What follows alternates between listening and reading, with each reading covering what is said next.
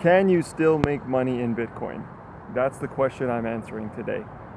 Listen, you might have seen, maybe if you still pay attention, the price of Bitcoin recently rose about $1,500 in the last 48 hours or so, which is a little abnormal for the pattern of how it's going this year.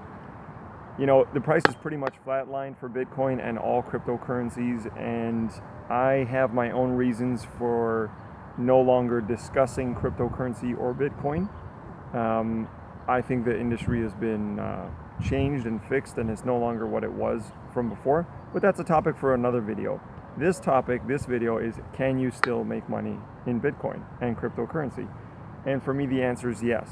About 1 year ago, I think it was June or July, I was wearing this shirt, this very same shirt, begging people to get into Bitcoin. Just only one video. I promise that would be the first and last video ever that I would do where I would beg people to get into Bitcoin and cryptocurrency. Why? Because I could see that it was going like this and that it was going to continue that way for a long time. And so that was in June or July. And you know, if you saw my other videos, April is when I got into it. The price was $3,000, and then December, when I sold at the peak, it was around $22,000, $25,000, depending on which exchange you look at. It peaked there. What has happened since then is the topic for another video. The question now is, July 2018, can you still make money in Bitcoin? The answer is yes, for two reasons. Number one, if you like, take it and run with it. How you can make money in Bitcoin and cryptocurrency still is in what's called altcoins. These are basically like penny stocks. If you understand how penny stocks work or the stock market works, you know, you hear all the big companies that are worth hundreds of dollars per share and all that stuff. But then there's an entire like sub-market called penny stocks, where basically unknown companies are on the stock market and they're listed on a couple of different exchanges, and you can buy them for basically pennies. The hope there is either that, you know, they'll go up a little bit and you'll catch the wave and you'll sell it, or that the company will go big and you've researched the company and you know it's got a great team, a great product, a great future, and you hope that they will, you know, go up to the dollar mark or the multiple dollars mark. And that does happen. It's rare, but the whole sub-market on that.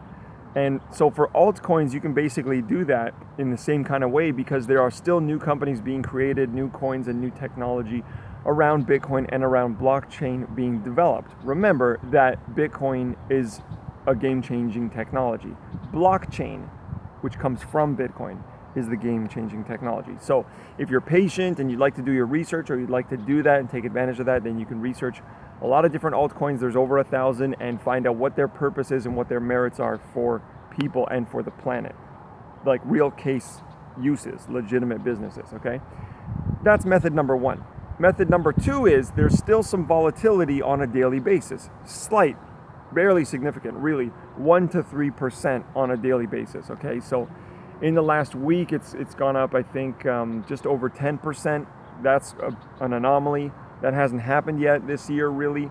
Just since January, the price is basically flatlined, like I said earlier. However, on a daily basis, Bitcoin and other cryptocurrencies still do move between 1 and 3% daily. So what you can do, this is the second way, this is my preferred way, is you can either do it yourself and buy low, sell high, trade, become a trader, learn, read some investing books, some trading books like I did, understand the markets, understand the technical indicators, understand market psychology, and you can still make a good profit every month by doing, you know, 1 to 2% a day, right? Or you can have a team do it for you. That's what I do. I have a team of people, some friends, close-knit, small group. We do it together, and we support each other and help each other out. And, you know, you can make anywhere from 10% a month, maybe more, maybe less. But working together, you don't win all the time, but remember that it still does move on a daily basis about 1 to 3%. So if that's something you're interested in, then send me a message. But alas, that's the second way you can make money in Bitcoin or cryptocurrency today. Trade or have someone trade for you, buy low, sell high. That's the name of the game. That's always been the name of the game. Now, there's still other ways to make money, but that's more impractical. That's more long-term solutions, like blogging about it, or doing a YouTube channel about it, or these, you know, MLMs, which I don't recommend, or starting your own blockchain company. There's still plenty of new applications. I talk to people, you know, almost weekly, and meet people who are starting great companies and having great innovation in the blockchain, Bitcoin space, cryptocurrency space. Why? Because it's brilliant, game-changing technology. So there you go. There you have it. If you do your research or reach out to me if you like, you'll see that, yes, there are still ways to make money in Bitcoin. Some of us are, most people are not. Now, if you really want, check this out. I'll read you a chapter or a small phrase from this fantastic book, Rich Dad's Cash Flow Quadrant. Best book for learning about how the 1% live and how they do their thing.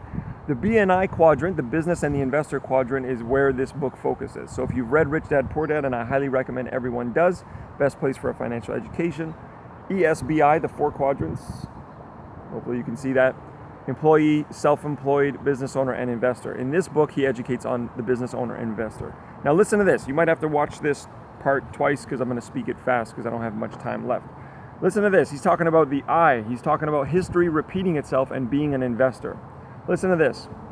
The B's and I's on the right side will sell at the top of the market, just when the last cautious people on the left side overcome their fear and enter the market.